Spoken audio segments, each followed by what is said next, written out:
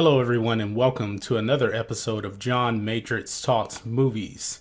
Today, I wanted to address the Oscars, aka the Academy Awards, and Kathleen Kennedy. Let's get to that.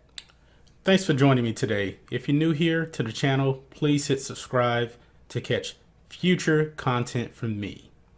So, let's get it right into this. I was looking at an article on sci-fi.com, and the title of the article is Star Wars Weekly, The Last Jedi Blows Away Black Panther, and Lando is back. Now, we're not going to really address Lando, but this kind of ties into Kathleen Kennedy getting an honorary award from the Academy Awards. Now, this article, I don't know what they're smoking. I really don't. First off, The Last Jedi is terrible. Black Panther is good. Black Panther was widely received as a very good movie. The Last Jedi was panned by the fans. So, this is what this article says. Numbers of sales of home video physical formats came in, and the top porg was none other than Star Wars The Last Jedi. So far, it's been the most purchased piece of entertainment total when adding up DVD and Blu-ray sales. Black Panther comes in at number 2 overall and in Blu-ray sales, but it did outpace The Last Jedi in DVD sales. So what does that mean? It means that people are buying The Last Jedi a lot. It's made almost $100 million in physical formats alone.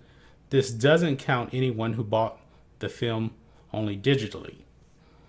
It pokes a hole in an argument that huge swaths of the audience don't like the film.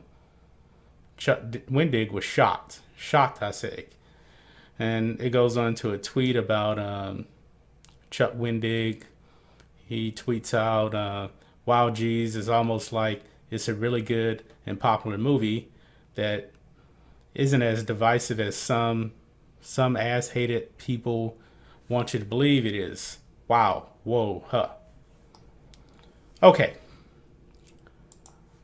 I'm going to drop some knowledge on these DVD and Blu-ray sales. If this movie is so great, and then at that, this is Star Wars. A Star Wars movie should sell a lot of DVDs and Blu-ray. It should. Like, I love the movie Creed, the Rocky spinoff movie. That movie was an amazing movie. It did like $25 million in DVD and Blu-ray sales, which is expected. It's not Star Wars. It's not on Star Wars level. But let's look at some numbers here. I actually wrote them down so we can dive into this. Let's go look at The Force Awakens numbers. The Force Awakens made $2.058 billion at the box office. It made $189.9 million on DVD and Blu-ray sales. Now, you probably know that I didn't like the Force Awakens, but I do recognize that it was very popular. A lot of people did like it, and the numbers actually show that. Now, we get to The Last Jedi. The Last Jedi made $1.318 billion at the box office. So about $700 million less than The Force Awakens. Not only that, this is a telltale sign if a movie is good or not. The second week of The Force Awakens, the Last Jedi being released, it dropped 65%. That is unheard of.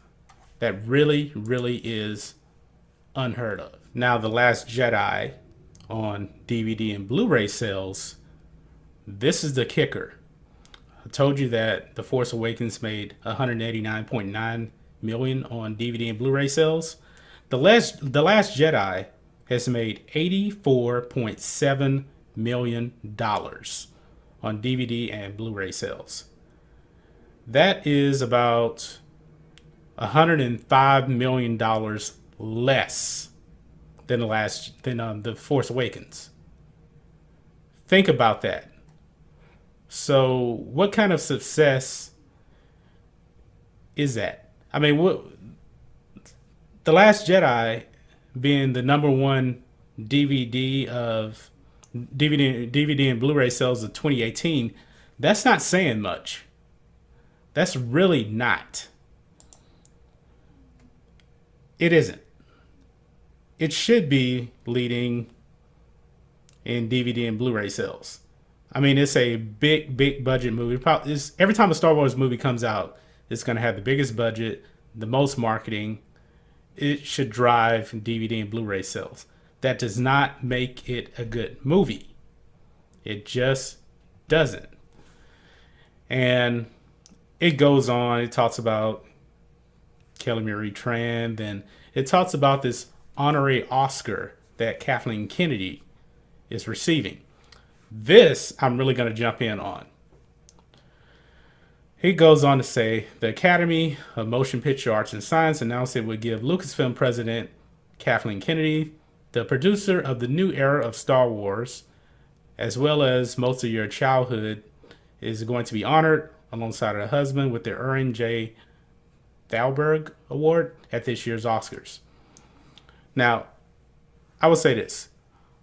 Oscars are way overrated. And I'm going to show you some reasons why. But it goes on to say Kennedy is the first woman to be bestowed the award.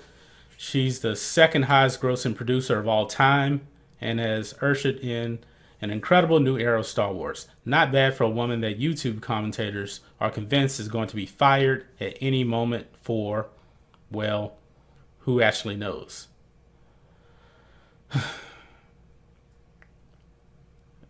Whoever wrote this, that they obviously don't understand. The Academy Awards. Let me jump into that now. Let me jump into the Academy Awards. Now, the Academy Awards is basically almost like a participation trophy. You got to have one.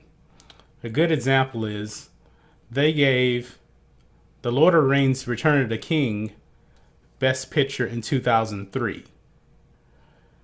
The Lord of the Rings Return of the King was not better than The Fellowship of the Rings, and it wasn't better than The Two Towers.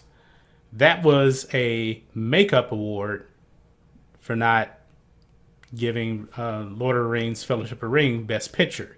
And let's go over some of the movies that actually received and got nominated for Best Picture. I'm going to go over a few here for you. Now, let's look and see. I got it pulled up here on my let's just jump to 1977. Let's go Star Wars. And it has the producers here, which is very important because Kathleen Kennedy is a producer. I'm going to show you where they pretty much don't even really matter. Okay, Star Wars, or A New Hope, was nominated in 1977. Gary Kurtz was nominated as producer. Okay, when I think of Star Wars, let's talk about just that movie. Hardly anybody thinks of Gary Kurtz. Everybody knows that George Lucas was calling all the shots. And it didn't win Best Picture. You probably don't even know who actually won Best Picture, but I'm going to tell you. It's a movie called Annie Hall. And the producer was Charles H. Jaffe. But the only movie anybody remembers from 1977 was Star Wars. It changed the film world. It did. And you see Gary Kurtz is the producer.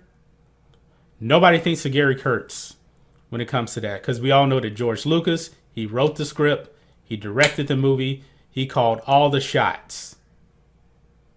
We know that's true because that's what happened. Okay, 1980. Best Picture was Ordinary People. The producer, Ronald L. Shawari. I believe that's his name. Hopefully I'm pronouncing it correctly. Guess what other movie came out in 1980? You know what it is. The Empire Strikes Back. Wasn't even nominated. But let's go to 1981. This is a kicker right here. Chariots of Fire won Best Picture, but Raiders of the Lost Ark was also nominated for Best Picture. The producer was Frank Marshall. I'm sorry. When I think of Raiders of the Lost Ark, we all know that George Lucas wrote that script with Steven Spielberg. Those two guys were the most important people to that movie. It was not Frank Marshall. We all know that. And let me just do one more. Let me go to 1990. This may actually surprise you right here. Dances with Wolves actually won Best Picture. Okay, no problem with that. But guess who else is nominated? And this movie here has actually been panned by a lot of people, mainly by fans. This movie actually made Best Picture, and it's Godfather Part 3, which is, when I looked at this, I was absolutely shocked that it was up for Best Picture in 1990. A lot of people don't like that movie, and it was up for an Academy Award. And a lot of movies, you know, that get nominated for Academy Awards, sometimes you don't even remember it. I'm going through the list here. I'm looking at Secrets and Lies. That was in 1996. I've never heard of it. What else was nominated? 1994 is pretty good, though. Forrest Gump won, but you also had Pulp Fiction nominated and The Shawshank Redemption. That movie probably should have won to me. I absolutely love The Shawshank Redemption. It's in my top 10 movies of all time. 1998, Shakespeare in Love won Best Picture. Saving Private Ryan was nominated. What else is on here? Now, 2001, Fellowship of the Ring was nominated, but it did not win. Also, The Two Towers in 2002, but it didn't win. It lost to Chicago. $1 Million Baby won in 2004. And I'm looking at some of these producers over here, and a lot of people I don't even know, to tell you the truth. Slumdog Millionaire won in 2008. It beat out The Curious Case of Benjamin Button, which I really liked. And Kathleen Kennedy and Frank Marshall and Seaton Shafran were the producers on that movie. And of course, they had almost nothing to do with that movie. They didn't. The movie was directed by David Fincher. Storyline was by Eric Roth and Robin Swincourt. And it was based on a short story. So producers are mainly there to make sure you're on budget. And obviously, we know that Kathleen Kennedy can't keep a budget. All you got to do is look at Solo. She keeps firing people. The budgets keep going up. And they finally popped on her. And Solo's going to lose $100-200 million easily. That's what a producer does. Producer doesn't have any creative input for the most part, unless you're like a George Lucas, who's also the creator, or a Steven Spielberg. So she's not a creator. She's a behind the desk person that doesn't really matter much. So as you can see, Kathleen Kennedy, even though it says that she's the second highest grossing producer of all time, those movies that she was a producer on were going to make that money, be super high grossing movies without her. You know the reason why? Because she's been riding the coattails of Steven Spielberg and George Lucas. She's been working with Lucas and Spielberg for like 30 almost 40 years. You get around movies like E.T., Jurassic Park, Star Wars, those movies are going to make a whole lot of money, and they could have had me as a producer, and I know nothing about producing movies. Especially George Lucas. George Lucas is so hands-on. They actually said when, he didn't direct The Empire Strikes Back or Return of the Jedi, but they said every time that George was on set, and he was on set a lot, they were looking to him. They weren't looking to Irving Kushner or Richard Marquand. When George was on the set, George was in control. So, being around guys like that, producers really don't matter. She spent her whole career around those guys. If she was around James Cameron, you might as well just put her on as a producer on Terminator. It doesn't matter because James Cameron has the final say on everything. He created it. He directed it. You can put producer name on anything. It doesn't matter. So I don't know why she's getting an award for having a name on something. I don't get it. And now you can actually see her track record from when she's actually had a lot of control. Now that Lucas is gone, you can see the numbers on the movies. They're going in their own direction because she is not a good executive. The Force Awakens, then you go down to Rogue One, which was still good. And then you get to The Last Jedi, and then Solo has just fallen off a cliff. So there is a lot of pressure on J.J. Abrams to get Episode 9 right. Because this is a sinking ship, and it is sinking fast. Now, she's pretty much removed. You haven't heard from her in months.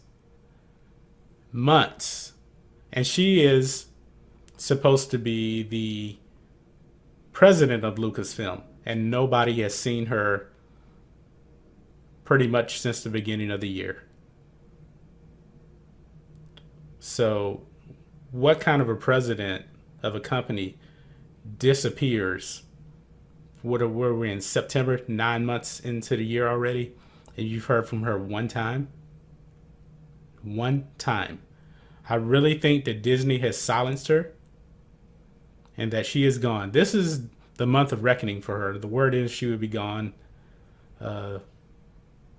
this month. If anything, Disney has stepped in and pretty much pulled her completely from Episode 9. So we won't be seeing her anymore. I don't care what kind of award she's getting. She didn't earn it. That's all I got to say. But anyway, I got to go. Let me know what you guys think about this. Leave a comment. If you're new here, please hit subscribe, and we'll catch you on the next video. John Matrix, out.